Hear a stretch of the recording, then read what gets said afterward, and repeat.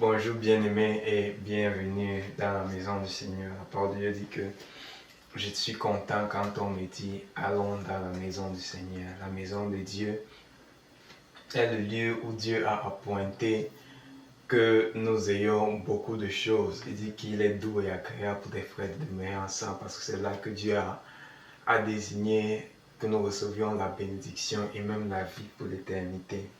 Chacun de nous recevra la bénédiction ce matin au nom de Jésus. Bien-aimés, ce matin, ce que le Seigneur nous a mis à cœur de partager ce matin, c'est dans la continuité d'une série que le pasteur a commencé. Ça fait quelques mois déjà, on a parlé du discipulat en fait. Qu'est-ce qu'un disciple? À travers quelques enseignements, le pasteur nous a enseigné c'est quoi un vrai disciple en fait. Es-tu un véritable disciple? Ensuite, on nous a parlé de la puissance d'un disciple. Et après, il nous a aussi parlé de l'intimité, en fait. Que la proximité n'est pas l'intimité. Et nous allons continuer dans cela. Nous avons vu que, juste un petit rappel pour ceux qui n'ont pas pu suivre, que la proximité, en fait, n'est pas l'intimité. On a vu qu'un véritable disciple, c'est plus que celui qui vient à l'église. En fait, venir à l'église ne fait pas de toi un disciple. Juste venir à l'église chaque dimanche, comme le pasteur a dit, c'est bien, mais il faut aller au-delà de tout ça. Il faut avoir l'intimité avec Dieu.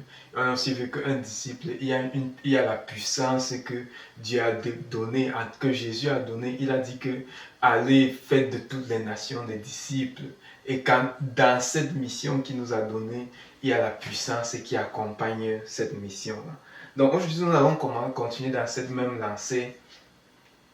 Et nous allons voir le titre que j'ai intitulé « Le caractère d'un disciple ». Le caractère d'un disciple. Le caractère d'un disciple. Et notre texte de base, c'est un texte que nous connaissons bien. C'est Galates 5, chapitre 5 au verset 22 à 23. Il dit « Mais le fruit de l'esprit, c'est l'amour, la joie, la paix, la patience, la bonté, la bienveillance, la fidélité, la douceur, la maîtrise de soi. Contre ces choses, il n'y a pas de loi. » Galates chapitre 5, verset 22. Et notre méditation de ce matin, nous allons travailler avec le temps. Je l'ai divisé en 3. Première chose, quoi? Deuxième chose, pourquoi? Et troisième chose, comment? Première des choses, qu'est-ce que le caractère d'un disciple? C'est quoi le caractère même en fait? Et c'est quoi le caractère qu'un disciple doit avoir? Deuxième chose, pourquoi est-ce qu'un disciple doit avoir le caractère? Et troisième chose, comment avoir ce caractère-là? Et une définition générale, premier point, qu'est-ce que le caractère en fait? Une définition générale du dictionnaire, en général, on dit le caractère, c'est l'ensemble des qualités morales et comportementales qui définissent une personne et qui la différencient des autres.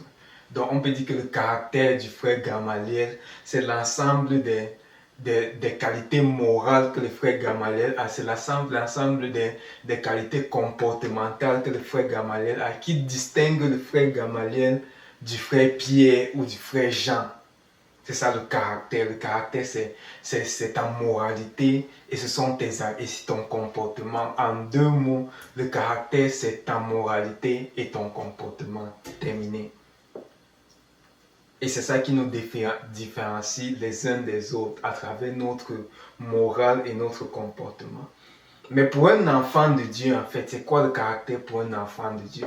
Le caractère pour un enfant de Dieu, c'est devenir comme Christ. Je vais parler au devant de moi-même, on va voir ça dans la deuxième partie. Mais pour un enfant de Dieu, on dit qu'un enfant de Dieu, de caractère, quand il est de plus en plus comme Christ, quand les fruits de l'esprit que nous avons vus dans Galates chapitre 5 verset 22 se manifestent grandement au travers de cette personne-là. Quand on regarde cette personne, on regarde ce frère, on regarde cette sœur, on sait ce frère ou cette sœur est un frère de caractère ou une sœur de caractère si les fruits de l'esprit qu'on a cités, l'amour, la joie, la paix et tout ça, sont visibles dans cette personne-là. C'est ça le caractère. Et j'ai écrit ici que le caractère est différent des actions en fait. Les actions qu'on pose, lui, sont résultat de notre caractère, mais quelqu'un peut fake les actions en fait. Quelqu'un peut tromper au-delà des actions, au travers des actions en fait. Tu peux tromper au travers des actions. Tu peux faire semblant, en fait, voilà, c'est le mot. Tu peux faire semblant avec tes actions. Mais le caractère, c'est qu'à un niveau, le caractère va se montrer. À un niveau le plus profond de ton caractère va se montrer. Et on va voir ça encore dans la suite. C'est que tes actions, tu peux voir un frère, le frère paraît doux, le frère paraît bien, mais juste parce que tu n'as pas, comme on dit souvent, appuyé ces boutons en fait. Un frère peut être, tu peux dire que le frère, si c'est un frère bien, c'est un frère ceci, c'est un frère cela, mais piétine la chaussure du frère, salit la chaussure du frère. On va te dire que c'est le même frère qui causait avec toi, qui riait, tout ceci, cela. C'est juste un exemple en fait. Ou bien on va te dire, une sœur, tu crois que la sœur est bien, la sœur est ceci, a un caractère, ceci, cela, parce que tu as vu ses actions. Mais parle mal de la sœur, ou alors peut-être dis quelque chose qui n'est pas vrai sur la sœur. Tu vas juste entendre la sœur va exploser, par exemple, et dire que hey, je sais pas pourquoi, c'est pas moi, c'est cela. Donc le caractère est enfoui au-dedans de nous-mêmes, mais le caractère se montre quand on est exposé face aux situations, face à l'extrême en fait. On ne veut pas maquiller un caractère indéfinitivement. Donc c'est pour ça que parfois certaines personnes, tu avances avec certaines personnes, mais arrivé à un niveau, tu regardes la réaction de la personne, tu te demandes, mais hey, est-ce que c'est le frère, si c'est la sœur, si que je connaissais? C'est juste que la personne était en train de cacher son caractère.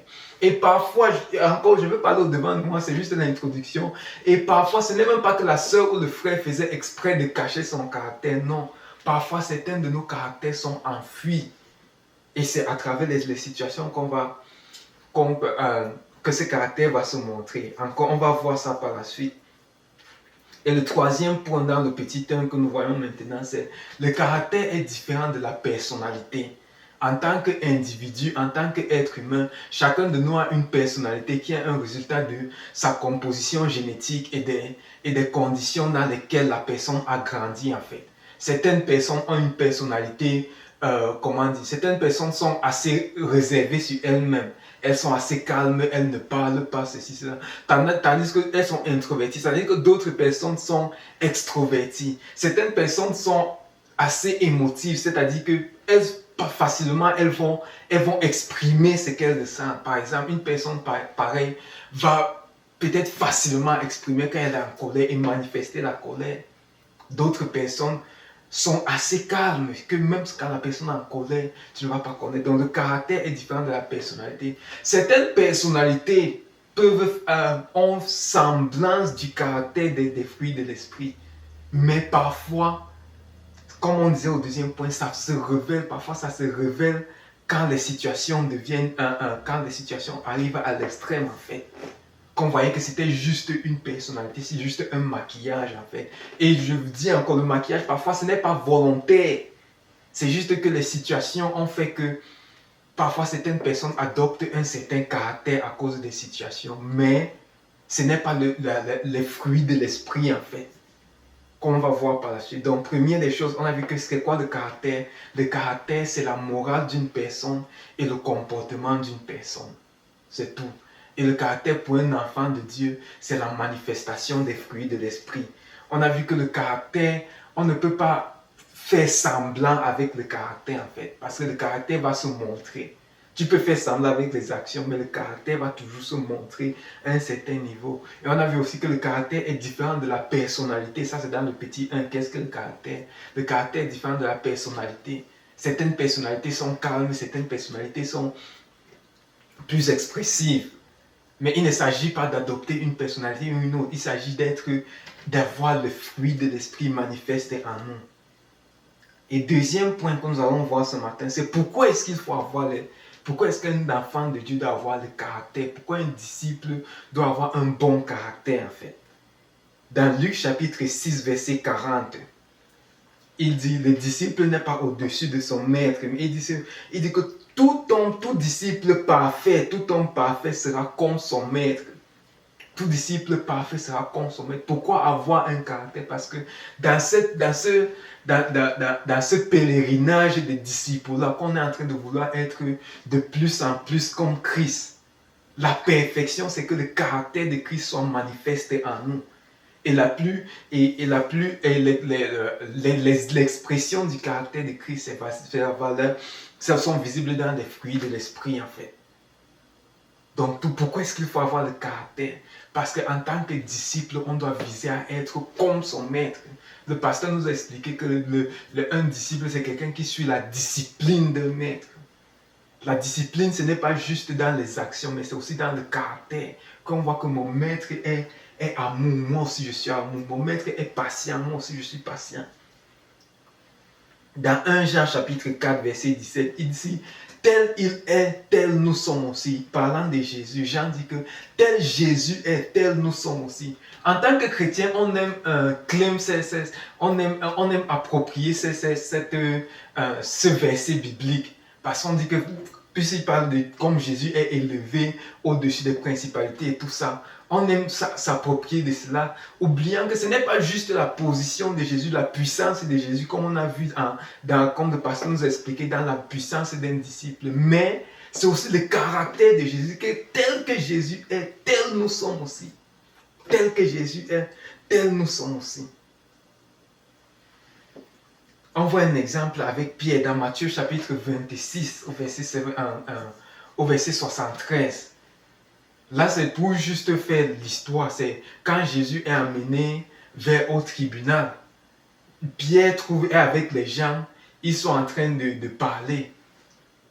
Mais une servante dit que toi aussi tu étais parmi eux. Mais Pierre renie Jésus. Mais à un moment donné, elle dit que tu étais parmi eux parce que ton langage est comme le langage de ceux-là. C'est ça le caractère. Tu n'as pas besoin, bien aimé, en tant que disciple, on ne doit pas avoir à dire à quelqu'un que je suis disciple. Ce n'est pas parce que je porte une grosse Bible à côté de moi que quelqu'un doit savoir que je suis disciple. Non. À travers mon caractère, on doit savoir que cette personne-ci est disciple de Jésus. Parce qu'on voit le caractère de Jésus en moi. Je ne dois pas avoir à dire aux gens que je suis chrétien, non. Encore, je veux parler au-devant de moi-même.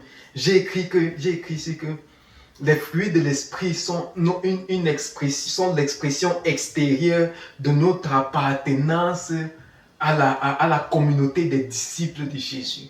C'est vrai que c'est le nom de notre église, la communauté des disciples de Jésus, mais tout chrétien, où qu'il soit dans le monde, est un disciple de Jésus. Donc le caractère de Christ en moi, c'est l'expression extérieure du fait que j'appartiens à la communauté des disciples de Jésus. Du fait que je suis un disciple de Jésus. Comment est-ce que je dois dire aux gens? Ce n'est pas important. Comme aujourd'hui, on porte les chapeaux avec écrit Jésus, on porte les bandeaux avec écrit Jésus, on porte les t-shirts écrit Jésus, on porte tout ça. Mais parfois, on écrit Jésus sur nos t-shirts ou tout ça, mais notre caractère ne dit pas Jésus. Les gens doivent lire Jésus à travers notre caractère. Pourquoi est-ce qu'on doit avoir un bon caractère? Parce qu'un disciple doit être comme son maître. Et en étant comme le maître, il faut aussi avoir le caractère du maître. Deuxième raison, pourquoi est-ce qu'on doit avoir un bon caractère? Parce que notre caractère est un traité évangélique. Quand on parle évangéliser, on donne des traités physiques aux gens. Mais notre caractère aussi est un traité. Notre caractère est une action d'évangélisation. Le pasteur nous a raconté l'histoire d'un bien-aimé. Ils étaient partis évangéliser dans un quartier à Yaoundé, au Cameroun. Et un bien-aimé, ils évangélisaient, je pense, à un tailleur ou quelque chose du genre. Ils évangélisaient à quelqu'un et ils parlaient à la personne, Mais après un temps, ils disent que mais tu connais le frère tel monsieur qui était un frère à l'église. Il dit que le frère là est de notre église. Donc c'est de notre église, c'est de cette église-ci qu'on parle. Après, dès qu'il a dit ça, la personne à qui ils évangélisaient, ils ont dit non. Si c'est ce gars-ci là, non, laissez. Pourquoi? Parce que le frère n'avait pas un caractère qui reflétait Jésus. Il venait à l'église, oui, mais son caractère ne reflétait pas Jésus. C'est ça. Le frère était physiquement à l'église, mais le caractère du frère ne reflétait pas Jésus. Pourquoi est-ce qu'on doit avoir un bon caractère? Parce que notre caractère est un traité d'évangélisation. Beaucoup de personnes à qui on donne les traités, parfois ils ne répondent pas positivement parce qu'ils voient notre caractère et ils voient que le traité que la personne s'y me donne et sa vie, ce n'est pas la même chose. Donc il y a une contradiction. En tant qu'ambassadeur de Christ, notre caractère, c'est à travers notre caractère démontre que nous appartenons à nous sommes enfants de Dieu et à travers notre caractère, les hommes lisent Dieu à travers notre caractère en fait. Si on dit que Dieu est amour, ils doivent voir l'amour de Dieu. Ce n'est pas que Dieu est amour, mais que moi j'ai une liste noire au quartier. Que tout le monde sait au quartier que telle personne, je ne parle pas à telle personne. Non, peut-être pas parce que la parole dit qu'en tant que ça dépend de nous, être en paix avec tout le monde. Il y a des gens que ce n'est pas à cause de nous que nous ne sommes pas en paix avec, mais parfois c'est à cause de nous-mêmes que nous ne sommes pas en paix avec eux. Par exemple, un frère, tu es au quartier, tu es dans les bagarres. Une sœur au quartier, dans le Congo, ça, tu es toujours dans les... Pas juste même parler de quelque chose qui est vrai, inventer les histoires, cogner les têtes des gens. Ce n'est pas bon. Pourquoi est-ce qu'on doit avoir un bon caractère?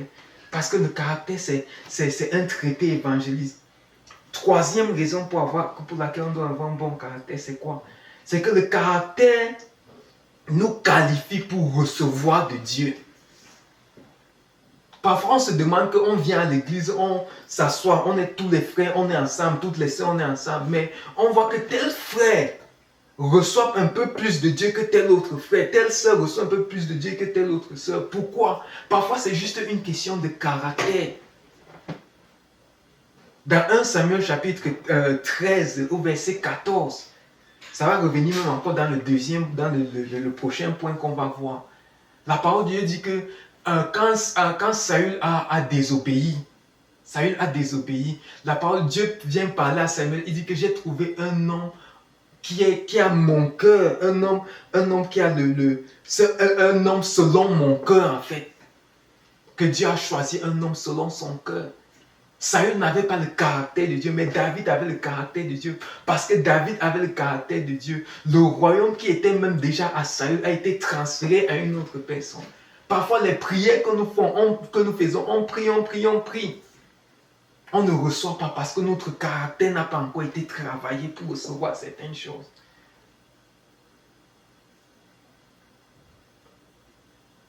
Le caractère nous qualifie pour recevoir de Dieu. Dernier point, c'est que le caractère nous préserve ce que Dieu nous a donné. On a vu l'exemple de Saül dans 1 Samuel 13 à partir du verset 8. Tout 1 Samuel 13 à partir du verset 1, on peut lire ça à la maison. Mais l'histoire c'est ceci. Samuel a dit à Saül que attends que je viens, je vais faire le sacrifice et après tu vas aller à la guerre. C'était la coutume qu'on fait le sacrifice, après on part à la guerre et on a la victoire. Mais Saül a été impatient. Quand on a lu le Galates 5, verset 22, il y a la patience. Saül s'est révélé impatient. Il n'a pas été patient pour attendre que Samuel vienne et offre le sacrifice. La parole dit qu'il s'est fait violence et il a offert le sacrifice à la place de Samuel. Et dès qu'il a offert le sacrifice, Samuel est entré. Et Samuel entre et dit que puisque tu as fait ceci, Dieu va retirer ceci là, le royaume qu'il t'avait donné. Il dit que si ton caractère était bon, Dieu aurait affermi ton caractère pour toujours. Dieu aurait affermi ton royaume pour toujours, pardon. 1 Samuel 13, vous pouvez lire ça à la maison. Il dit que je me suis fait violence, mais parce que Samuel, c'est une chose que nous avons perdue, c'est une grâce, c'est un don spirituel, c'est une chose qui paraissent ne plus avoir expression dans nos vies. C'est juste parce qu'on n'avait pas le caractère pour soutenir ce que Dieu nous a donné. Le caractère soutient ce que Dieu nous a donné. Non seulement le caractère nous qualifie pour recevoir, mais le caractère soutient aussi ce que Dieu nous a donné. Donc, en résumé, pourquoi est-ce qu'un enfant de Dieu, pourquoi est-ce qu'un disciple doit avoir un bon caractère? Parce qu'un disciple doit être comme son maître, première raison. Et puisque le maître a un certain caractère, le disciple doit aussi avoir le même caractère. Deuxième raison, pourquoi? Parce que le caractère est la démonstration extérieure que nous sommes disciples.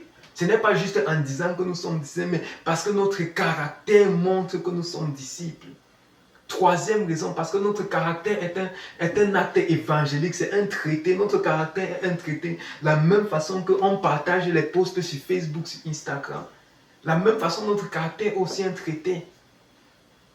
La vérité, c'est que parfois, certains de nos amis sur Facebook ou Insta ou les réseaux sociaux et tout ça, parfois, quand on partage même les prédications, ceci, cela, ils savent que, mais ce gars-ci qui me partage les trucs, n'est-ce pas, ce gars-ci, je connais son caractère, ça ne peut rien donner. Du coup, c'est vrai, on fait l'action physique, mais on donne un traité physique. Mais le second traité, qui est notre propre caractère, n'est pas bon. Quatrième des choses, on a vu que le caractère préserve, non seulement nous qualifie pour recevoir de Dieu, mais le caractère préserve aussi ce qu'on a reçu de Dieu. Je vais m'arrêter là pour l'instant, mais on va continuer. Le troisième point de notre message de ce matin, on a vu qu'est-ce qu'un caractère. 2, pourquoi est-ce qu'il faut avoir un caractère. Troisième des choses, comment est-ce qu'on fait pour avoir un bon caractère. Tu peux me dire que frère Gamel, depuis là tu parles, c'est bien, mais comment est-ce que j'ai un bon caractère? Que moi j'ai ma personnalité. Les gens de chez nous, comme on dit souvent, on a 5 minutes de colère. C'est que chaque jour, on a 5 minutes que c'est la colère. Si tu es sage, retire-toi seulement parce que j'ai 5 minutes là, la colère doit sortir de moi. Tu me dis, frère Gamel, oui, je vois ça que j'ai 5 minutes de colère. Mais comment est-ce que je fais pour avoir un bon caractère? J'ai écrit ici que le caractère, on obtient un bon caractère. Ce n'est pas par la puissance, ce n'est pas en faisant toi-même, ce n'est pas par nos propres efforts. La parole dit que mais le fruit de l'esprit, notre texte de base, vous vous souvenez, Galates 5, verset 22. Il dit c'est le fruit de l'esprit, non pas le fruit de notre travail, non pas le fruit de notre...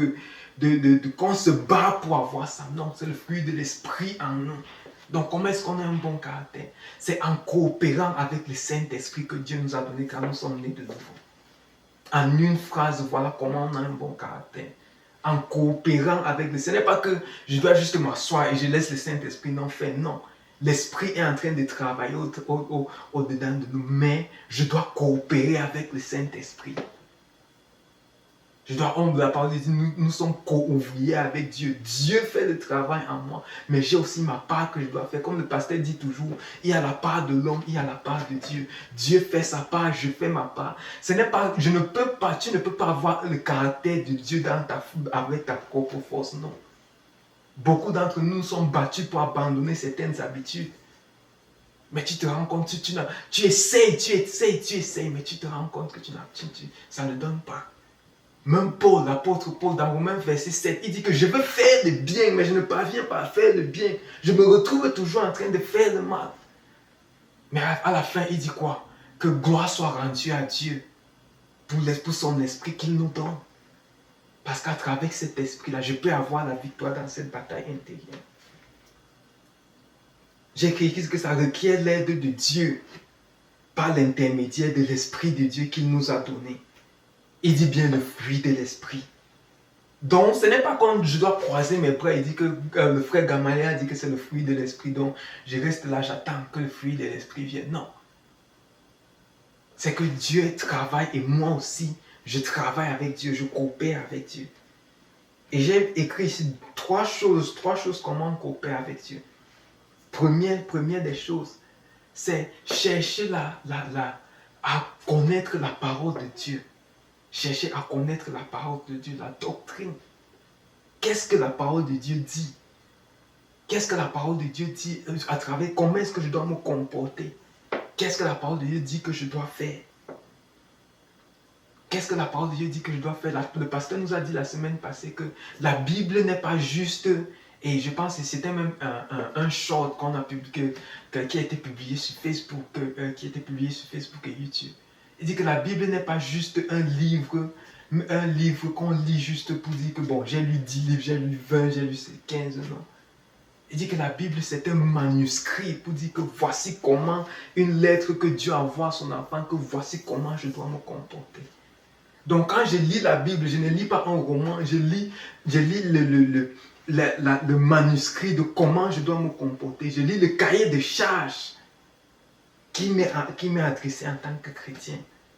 C'est aussi l'une des raisons pour lesquelles nous venons à l'église. Parce que chaque fois que nous venons à l'église, une partie du caractère de Dieu est encore ouverte vers nous.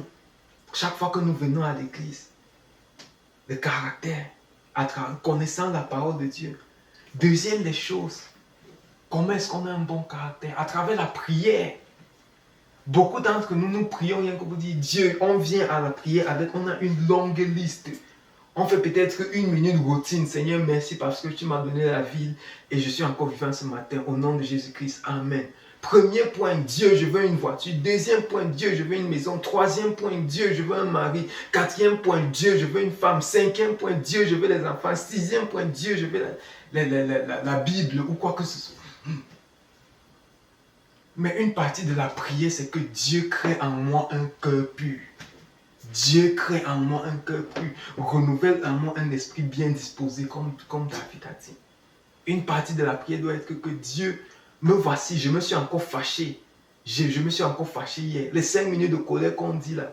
Voici, j'ai encore eu les 5 minutes de colère là. Seigneur, aide-moi. Aide-moi. On a vu quand on voyait le caractère de Dieu, il y a de ça, je pense, l'année dernière ou il y a de cela 2 ans. On a vu que Dieu est une sorte de gentleman. Dieu ne va pas t'aider si tu ne veux pas t'aider toi-même. Si tu ne fais pas la requête. Si tu ne demandes pas à Dieu de t'aider, Dieu ne va pas t'aider. Seigneur, aide-moi à abandonner la colère. Seigneur, me voici, j'ai encore fait là. J'ai encore été impatient. Je n'ai pas montré je n'ai pas de joie. On me voit, je suis toujours fâché. Même quand je ne vais pas évangéliser, je suis fâché. Je fais même peur aux gens. Je fais peur aux enfants. Les enfants ont peur de moi. Parce que je suis fâché. Je n'ai pas de joie dans mon cœur. La transformation par la prière. On utilise la prière parfois beaucoup pour les requêtes. Oui, la prière c'est aussi pour les requêtes, mais une partie de la prière, un rôle majeur de la prière, comme un homme de Dieu disait, c'est pour notre transformation personnelle. Comme le serviteur de Dieu disait que certaines des choses que nous demandons, on a vu ça un peu plus haut, que le caractère nous qualifie pour recevoir certaines choses de Dieu. Certaines choses que nous demandons à Dieu jour et nuit, on prie, on pleure, on ceci, cela. Parfois, si on travaille, on utilise le temps là juste pour travailler notre caractère. Ces choses-là vont venir sans même que nous prions. Parce que nous n'avons pas encore le caractère qui peut soutenir ces choses-là. Et souviens-toi que Dieu nous aime. Donc Dieu ne va pas donner quelque chose qui va te détruire. Certains d'entre nous, si Dieu exauce nos prières maintenant, demain on ne sera plus à l'église. Le pasteur, on ne va même plus parler au pasteur. Les frères vont nous appeler. On a vu beaucoup de frères, beaucoup de sœurs. Quand Dieu les a bénis d'une manière ou d'une autre. Le dimanche est devenu le jour du 2-0. Le même sœur, le même frère qui était à l'église chaque jour. Le dimanche est devenu le jour où il faut aller faire le sport. Je suis devenu gros, je dois aller faire le sport. La même sœur qui était à l'église chaque jour. Le dimanche est devenu qui était à l'église chaque dimanche. Le dimanche est devenu que je dois préparer à la maison. Je n'ai pas le temps pour préparer dans la semaine. Je pars au travail, ceci, cela. Comme si le travail et les trucs que Dieu t'a donnés sont devenus maintenant une malédiction. Donc parfois Dieu va retirer, Dieu va empêcher que ces choses-là arrivent vers nous. Nous dit que travaille ton caractère. Mais le problème c'est que parfois nous sommes têtus. Nous ne comprenons même pas le message de Dieu. Que Dieu, pourquoi est-ce que je n'ai pas encore réussi telle chose? Dieu est un bon Père. Il n'est pas méchant qui va te refuser certaines choses rien que à cause du mauvais cœur, comme on dit souvent au quartier. Il dit que si vous, méchants comme vous aimez ça, vous savez donner de bonnes choses à vos enfants, combien de fois Dieu... Donc ça veut dire que si Dieu ne nous donne pas certaines choses, ça veut dire que peut-être, ce n'est pas forcément toujours le cas, mais peut-être, il a vu qu'il y a en nous un certain caractère qu'il faut d'abord tuer avant qu'il nous donne ces choses. Et j'ai écrit ici que parfois certains caractères sont cachés, comme je disais au départ. Parfois certains caractères sont cachés. Comme David, comme on a vu. Est-ce que tu pouvais imaginer que David allait prendre la femme d'un autre homme? Le même David qu'on a dit, c'est quelqu'un comme selon le cœur de Dieu. Toujours en lui-même, il y avait un autre caractère, le caractère d'un tueur, d'un meurtrier, qui devait prendre la femme de quelqu'un d'autre et tuer la personne. C'est pour ça qu'il dit que dans Somme 139, Le même David prie dans Somme 139 que sonde-moi, Seigneur. Il dit le Dieu qui sonde les cœurs et qui éprouve les reins. Il dit sonde-moi et connais mon cœur. Éprouve-moi et connais mes pensées. Regarde s'il y a en moi quelque chose de mauvais, s'il y a une semence de mal en moi, s'il y a une semence de mauvais caractère en moi. Certains caractères sont juste réagissent quand ils sont intrigués. Tant que tu n'intrigues pas ça, ça ne va pas se démontrer. Souviens-toi de notre exemple du frère. Tant que tu n'as pas piétiné la chaussure du frère, tu ne sauras jamais que le frère peut même te boxer physiquement. Mais parce que tu as piétiné la chaussure du frère, là, ce n'est pas comme si c'est quand tu as piétiné que le caractère là est venu. Non, le caractère là était là, mais ça dormait. C'est dans la prière. Quand tu pries, quand tu pries, tu dis que Seigneur, sonde mon cœur. Qu'est-ce qu'il y a en moi que je ne connais même pas encore? Quand la parole dit que le cœur de l'homme est extrêmement mauvais, ce n'est pas juste que c'est le cœur du voisin, c'est que même ton propre cœur, même mon propre cœur. Je ne connais pas les tendances qu'il y a en moi, tu ne connais pas les tendances qu'il y a en toi. Qui comme moi a souvent fait une prière que Seigneur, si je fais encore ça, tue-moi. J'ai fait cette prière-là. Que Seigneur, si je fais encore ça, tue-moi, comme ça je meurs sur place. Mais parce que Dieu est miséricordieux, il sait qu'il y a toujours cette semence-là en nous. C'est que beaucoup d'entre nous ne serions plus présents maintenant. Donc pourquoi il faut prier pour avoir un bon caractère? Parce que certaines tendances sont cachées. Que toi-même tu n'es même pas au courant. Pourquoi parfois c'est dans le mariage que certains découvrent qu'il y a eu ceci, cela. Parce qu'il y a eu une période de fiançailles, il y a eu une période même d'observation, même avant les fiançailles, il y a eu tout ceci, cela. Mais parce que c'était là, ce n'est pas comme si c'est venu le jour où ça s'est présenté. Non, c'était là depuis la naissance. Toujours David, il dit quoi? J'ai été conçu dans l'iniquité. C'est dans l'iniquité que ma mère m'a conçu, la conception, et j'ai été conçu dans l'iniquité. C'est là, c'est en nous, la nature adamique là, c'est en nous, c'est à travers la prière. C'est à travers la prière que Dieu va nous transformer. Pourquoi il faut prier? Deuxième raison, parce que certaines habitudes sont devenues des forteresses. Est-ce que tu as déjà vu une personne, un homme ou une femme qui est en train de faire quelque chose, il dit que je ne veux pas faire ceci, je ne veux pas la... Tu dis mais à la personne, ne fais plus, oui, je ne vais plus faire, je ne vais plus jamais faire. Si je fais même ça, tue-moi encore. La personne réellement ne veut pas faire ça. Mais il y a une loi, la loi de la mort qui parlait en la personne, comme Paul disait. Ce n'est qu'à travers la prière, le sang de Jésus. Le sang de Jésus. Certaines habitudes sont devenues des forteresses. Certaines habitudes sont devenues des forteresses dans la vie de certaines personnes. Quand tu vois une zone, tout un village, toute une région, tout un groupe de personnes a la même habitude. Ce n'est plus juste une personne, un homme. C'est que c'est devenu une forteresse. Et c'est avec la prière qu'on démolit les forteresses. Il dit quoi dans 2 Corinthiens 10, 4 à 5? Il dit que nos âmes ne sont pas charnelles, mais nos âmes sont puissantes par Dieu pour renverser les forteresses.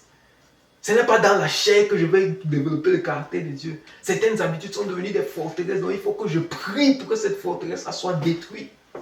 Et au nom de Jésus, ces forteresses seront détruites dans ta vie. Il dit que nous détruisons les raisonnements et nous ramenons toute pensée captive à l'obéissance de Christ. Parce qu'il y a certaines pensées têtues qui ne veulent pas obéir à Dieu. Il y a certains caractères têtus. C'est pour ça que tu vas voir un frère même qui est à l'église depuis 20, 30, 40 ans.